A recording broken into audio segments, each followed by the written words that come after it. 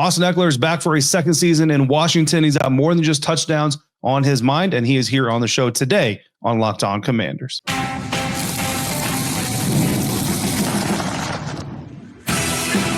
You are Locked On Commanders, your daily podcast on the Washington Commanders. Part of the Locked On Podcast Network, your team every day.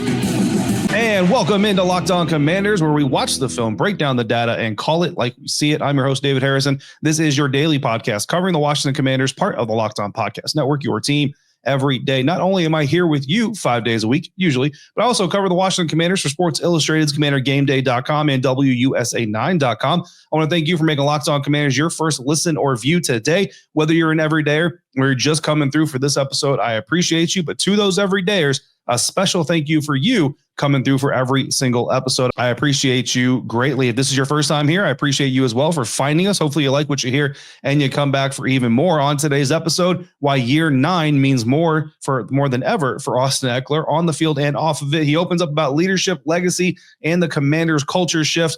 But first, his fantasy league is back, and it's giving fans a whole new way to get involved in the game. Today's episode is brought to you by Game Time. Download the Game Time app, create your account, use the promo code LOCKEDONNFL for $20 off your first purchase. Austin Ekeler is not just an NFL running back for your Washington Commanders. He's also the driving force behind a fantasy football league that puts real money towards real causes. Here is Austin on what CharityDraft.com is all about and why this year it's bigger than ever. Charity Draft is what we call it. You can check it out at CharityDraft.com. And what it is a fundraiser that I do for my foundation. I put up prizes and things like that for people to compete for during the year, and all the money goes to the Austin Ekeler Foundation. We put resources back into the community. But this year, a lot different because we are expanding to other players. I think we have 20 guys as of now that are also participating in the leagues this year. So they're offering some of their own prizes up for grabs. There's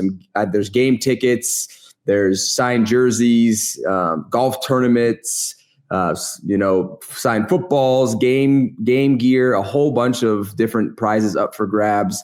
And basically how it works is you'll end up making a donation to the foundation, and that will give you registered into the charity league, and then you'll compete for those prizes set to whatever tier that you join. So it's an awesome way to give back. Kind of think of like a My Cause, My Cleats type of scenario where the player has their own cause they choose, the money goes towards that, and it's a way to kind of get involved as a fan. So it's awesome because it's something that's year long instead of just like a week long, set like My Cause, My Cleats. And so it allows really that interaction throughout the entire year for the cause, and some awesome prizes that you can't always buy out there that are being offered up. So I'm excited about it. And I know we have some legends too, like Ray Lewis, Brian Dawkins. We also have current players, obviously, Geno Smith, AJ Dillon, Justin Reed, myself, Solomon Thomas, and you can go check out our roster again, CharityDraft.com. So looking forward to raising money, but also getting some fantasy leagues going.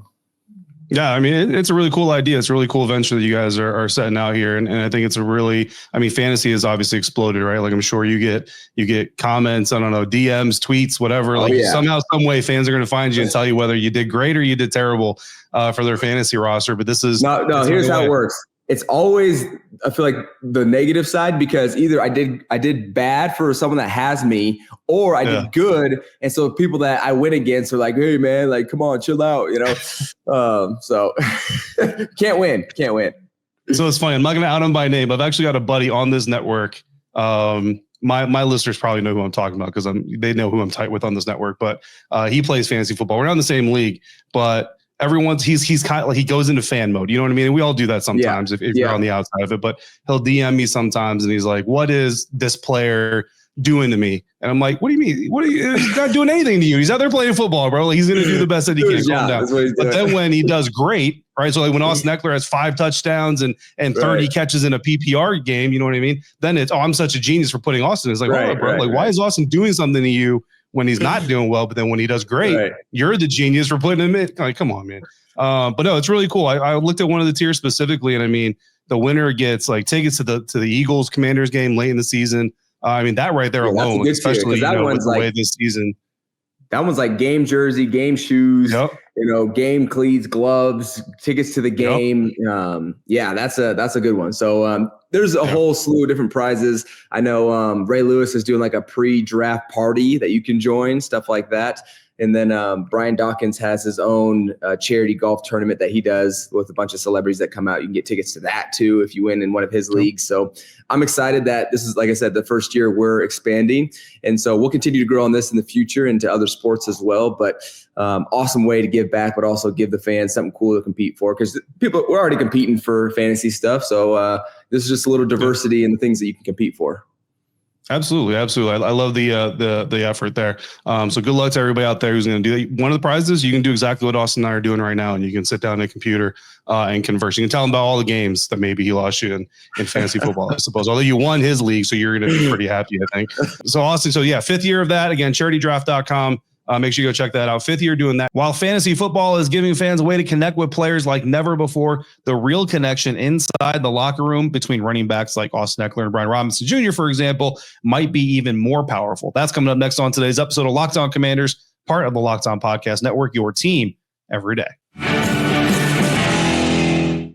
And today's episode of Locked On Commanders is brought to you by Game Time. There is nothing like showing up when it matters most, and nobody understands that better than players like Austin Ekeler. Whether it's a playoff push or a fantasy league with real world impacts, the moments hit different when you're in the middle of it. That's why I use Game Time, because just like Austin, it delivers under pressure. Game Time makes it fast and easy to grab seats for your favorite events, even the biggest games. Prices on the app actually drop the closer you get to kickoff or tip off, and you have last minute deals, panoramic seat views, and no surprise fees when you toggle on that all-inclusive toggle switch on the app. It's a total game changer. I was just on the app the other day, and there were zone deals offering 10% off of tickets and all kinds of other deals to get me in the action where I wanted to be. And with the Game Time guarantee, you know you're getting the best deal. So take the guesswork out of buying tickets with Game Time. Download the Game Time app, create your account, use a promo code LOCKEDONNFL for $20 off your first purchase. Terms apply. Again, create your account, redeem the code LOCKEDONNFL for $20 off. Download the Game Time app today. Last minute tickets, lowest price guaranteed.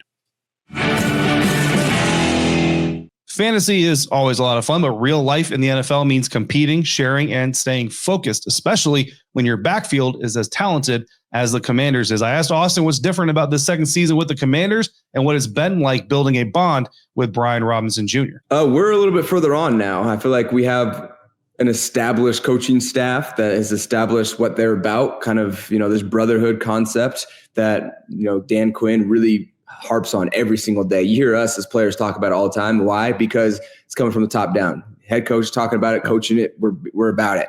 And then also, with us having a second year with Jaden Daniels, our offensive coordinator, you're probably going to expect to see, a little bit more just continuity out of our offense, where, hey, we were at a high kind of flying offense last year with Jaden kind of leading the charge, and now bringing in Deebo Samuel, bringing LT over, Laramie over from Houston, drafting a tackle, another guy. So we're continuing to pile up. So from year one to year two, I feel like we are in a better position, running the same offense and looking to continue to cap it off at the end of the year. But hey, we know it starts 1 week at a time, but that's what we're feeling like. Yeah, I mean, I remember when you were coming to this team, and a lot of people were wondering, how every time a new player comes in, some of it's how do the egos balance, right? Like how is Deebo's ego versus his public perception and all this other stuff, and how is Austin Ekeler going to feel splitting time or sharing carries with Brian Robinson Jr.? I remember one of the interviews, I think it was with Kay Adams, if I remember correctly, you said you're like, I need another guy. Like I don't want to be just the one guy. I need another guy. How has that relationship with you and Brian Robinson developed over the first year being teammates now here this offseason? It's been great. It really has. I think it's been awesome because Brian doesn't have an ego where he's like mad sitting in the corner like, I should be the guy and someone's taking my carries. He's been very encouraging, coming in as a young player. I think it's been great for him to even just be around me, someone who really knows the game, been studying, doing this a long time, kind of seeing how I operate. I think it just helped elevate kind of the room and then also kind of put more competitive spirits in the room too. We're all competing for opportunities to, show what we can do on the field. And, I'm a little bit further along. So I get how it all works. And even this year, I'm talking to him like, hey man, it's a big year for you. He knows that, but like, I'm rooting for this guy. Like he's going to help our football team win games. And I'm hoping that he can win as an individual as well in this year, because this is contract year. This is a big year for setting up his next, his future going forward. So it's a very competitive, but also a respectable room. And I know Coach Lynn, our running back coach, is about that. He definitely is hard on us, and it's awesome because for us, there's a standard and we're going to hold ourselves up to it. But looking forward to seeing what we can do out of this running back room this year. Absolutely, man. Yeah, big year for B-Rob, like you said, contract year. He's already talked to us about that in his mini camp press conference. But something like, how do you share your insight with him? Because he's still a little bit younger of a running back, and obviously the contract year, along with how the running game really exploded early last season, kind of faded late in the season. The injuries piled up a little bit. How do you help him balance kind of ignoring the outside noise and just focusing on the task at hand? It's one of these things where our contracts and kind of the way we approach it is kind of personal to ourselves. Some people are very vocal about it. Some people are very energetic about it. Like for him, I know he's locked in. Like, we can only see 1 year at a time. You can control what you can control. One thing that we've just had little conversations that have come up over the years, just because we've seen like other contracts with other running backs. And one thing that I've always stood on this side of the coin is always get what you can. No team friendly deal. Like, what are we talking about? If you earn something, you should get what you earn, in my opinion. And obviously that's subjective, because you have to have, two people to tango. So there's going to be, two people that come to the table and agree, but absolutely go and get everything that you're worth. And, don't hold back when it comes to the opportunity, because this is absolutely life-changing opportunity, and that contract can definitely set you up in different ways. And you don't want to make sure that you're playing for what you feel like you've earned. And hopefully, the other side sees the same. So, ain't no handing out any handouts out here. Yeah, 100%. And of course, you've earned multiple contracts yourself, right? And you've done that by kind of being the guy that's willing to do really all the work that a running back can do: run the ball, catch the ball, return the ball. Second team All-Pro return specialist last year. How much pride do you take in doing something like that running backs don't necessarily get all of the sexy accolades for? And as you get older in your career, like, are you still kind of hungry to do that part of it? Or would you be okay with a guy like, I don't know, like Ja'Cory Krosky-Merritt, maybe, if he comes out there and takes some return reps every once in a while? Yeah, look, my philosophy has been the same since my rookie year. Didn't really have a lot of expectations coming into the NFL. Didn't know what to expect. So for me, I was just looking for an opportunity to carve out a role to impact the team. And in my beginning of my career, it was special teams is the way I did that. And so I moved into a position with the Chargers where I was more offensively, used, and now come back to the Commanders. Hey, we have an opportunity. Maybe you can go play on kickoff return. So that philosophy hasn't changed. What I'm getting at is, look, whatever my role is, I want to start in that role and maximize my role. If that's, hey, someone else is returning kicks because they can help the team better, great. If Austin, we need you catching more balls, splitting, whatever it is, if I can make an impact, I'm going to start in that role, and I'm going to kind of blossom into that. So I'm going to be competitive at all these things. I'm going to absolutely go put my best foot forward. But if, coaching staff sees something that, hey, maybe this kid can do it better, or this guy's better at this, so be it. If it's me, great. I'm going to give it everything I got. Yeah, of course. And there's a lot of decisions that go into those things and everything. Decisions that were made in the offseason. Cliff Kingsbury, man, deciding to not even take a head coaching interview. Just we're focused on this playoff run. I'm not gonna burden my brain with all that. That's something that's not, very common in the NFL these days, and it really stood out to us. How big of it is it for your offense to not just bring Cliff back, but Tavita had coaching offer, interview offers. David Blau had interview offers. How valuable is it for you guys as a unit to have all your coaches back? Well, I think, you mentioned uncommon. What else is uncommon that we had in our scenario, where we had a team that we all came to from all over the place that was 4 and whatever, and all of a sudden now we're making a playoff run, one game away from the Super Bowl. So talk about uncommon. That scenario is uncommon, and being a part of our culture and how we were able to come together and do that is something that is not replicated very easily, in my opinion, of being in the NFL as long as I have. So I would say, even for myself, like, it brings energy for me. Like, I'm so looking forward to getting back to work with the guys, because we know we have unfinished business and we feel like we still have the same chemistry, same guys that are in the building that we can continue to go on that run again for us. So it's a special moment. And to me, in my opinion, they didn't want to let that special moment die out after 1 year. Let's run it back. Let's go do it again. Maybe some selfish reasons on their part as well. Hey, we made it to the, playoffs or whatever we do this year, hopefully can give them some more leverage if we do what we're supposed to. So I'm looking forward just to having the crew back, and I'm sure they are too. And look, football, it's going to take us all different ways, but when we have opportunities like this to be a part of this type of organization and what we're doing, it's rare. So we want to make sure we capitalize that and hold on to it as long as we can. And maybe that makes, your next opportunity a little bit further down the road. Yeah, 100%. Let's go back to 2024 just a little bit again. During the run you guys were making, I actually asked Cliff Kingsbury this one week during a press conference, the conversation of luck, right? There were some people out there trying to kind of, I don't know if they were trying to discredit the wins or I don't know what the motivation was, right? But talking about there's some luck involved here, drop passes, injured kickers, just things like that, right? I'm not going to ask you to defend the Commanders' 14 wins last year. I'm not going to ask you to do that as a player, but I am curious your thoughts on luck in general in the game of football. Does it exist? Does it not exist? How does it balance out between, the week-to-week competitions, in your opinion? Yeah, I'd say 100% it exists. I don't know how you could say it doesn't exist. Even look at the game winner against, the playoff game against, the Bucks. We have a doink in winning field goal. Like there had to be some luck there that it went in and didn't doink the other way, So here's the thing though, even with luck, you still have to put yourself in a position to take advantage of the luck.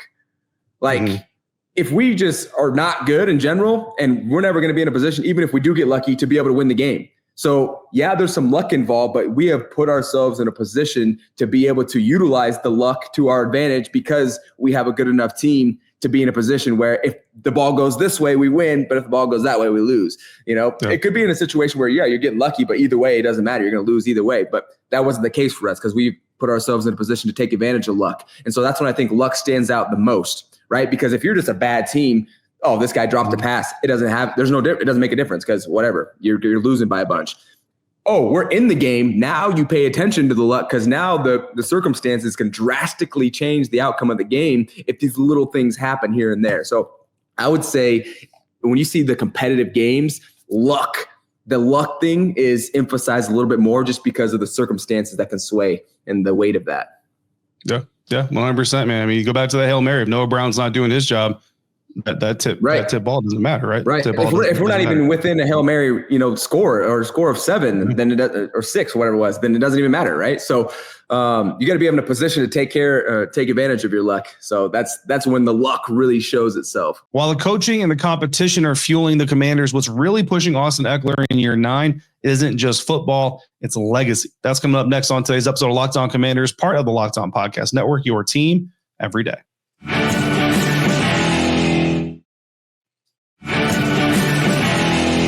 When you take the stairs in the NFL, like Austin Ekeler and Jeremy Reeves have, the grind never stops. In our final portion of the interview with Austin Ekeler, he opens up about mentorship, leadership, and what's still driving him as he enters his 9th NFL season. Yeah, I think it's just another great example of kind of overcoming obstacles, showing adversity, showing there's so many different ways to make a name for yourself in the league. And I think it's also depending on how much you look into it, but I think there's some messages there for the real world outside of football as well. It's not always the opportunity that, you have to be drafted to make it to you want or have all the resources that you want to make it to what you want to do. You can definitely find a different path to get to a place where you can be successful. And so I think it's awesome to see more guys continuing just to make an impact because I call us undrafted guys, the guys that took the stairs, we didn't have the elevator and got up and, hey, here's some signing bonus money. It was, oh, nope, you can walk up the stairs. You have everything to prove. There's no stock within you from the team. Good luck. So I think those type of guys, just being from that environment definitely shapes us in a way where every year we have something to prove, everything to prove really. And so I admire, nothing against the guys that are drafted, absolutely go get your money 100%. I would do the same thing. But, just being from an undrafted position, I definitely see the value and the mentality that comes with if you're able to make it through. Yeah. And do you ever share anything? So Jeremy kind of shared with us, he was talking to some of the other younger guys. I think the phrase he uses is the turtle does win the race, right? Obviously pulling from the tortoise and the hare. And all that. Do you share any bits of information or knowledge with guys like Chris Rodriguez, who's kind of bounced from practice squad to active roster, Michael Wiley, who's trying to earn his way in the NFL as well, and even guys like Ja'Cory Krosky-Merritt, a 7th rounder, who's trying to work his way onto the roster and then up the depth chart? Yeah, there's always little tidbits here and there that you leave. Usually it's prevalent to the circumstances that we're in. If let's say, someone's messing up, talking to, coach is getting on them. I remember my rookie year, especially now that I have Coach Lynn, who was my head coach as my running back coach. So I kind of know his philosophies. And I remember Coach Lynn is extremely hard on rookies because he feels like you got to get the mentality engraved in these guys to be a pro early. And so I remember him like running across the field to tell me that I was off on my landmark by about half a foot. And I'm like, he really just did that? That's crazy to me. And so, in our running back room, he's no different. He's the same old, like he's hard on you. If you're young and haven't established yourself yet, like he's going to make sure that you are putting yourself in a position to take advantage of your opportunity and you're on their details and you know it. And he wants to trust you is what he's trying to get. He wants to see you take that initiative and be a pro. So I'm always leaving these guys with some things, just like even that being said, telling them that, like, I know how Coach Lynn is, like, let's keep pushing forward. He wants the best, but that's because he knows what it takes to be at that top level. So yes, 100% helping out these young guys, because even though we are competing against each other, especially, in year 9, I've pretty much mastered my routine of being a pro. And now I found fulfillment in helping the young guys to kind of make their way and compete in a room of, I think there's 8 running backs in our room right now. I've never had a running back room with 8 people, 8 guys. Yeah. So super competitive, but great group of guys, like I mentioned before. Yeah, really. I mean, really deep room too. I mean, there's obviously you and Brian. After that, I'll tell you, like just walking around, talking to other media members, watching you guys practice, I think I've heard every single name. This guy can make the roster. This guy's gonna make the roster. I'm like, they're not gonna have all of them, unfortunately, on the active roster. Like someone's got to be off that thing. But yeah, very, very competitive room, like you said. So you guys are in this window about 30 to 40 days now between training camp.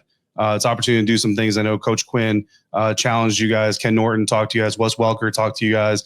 Things that you already know, but some of the young guys maybe need to hear directly. Stay ready. Don't go out there and get too fat and happy, enjoying the summer and all that stuff.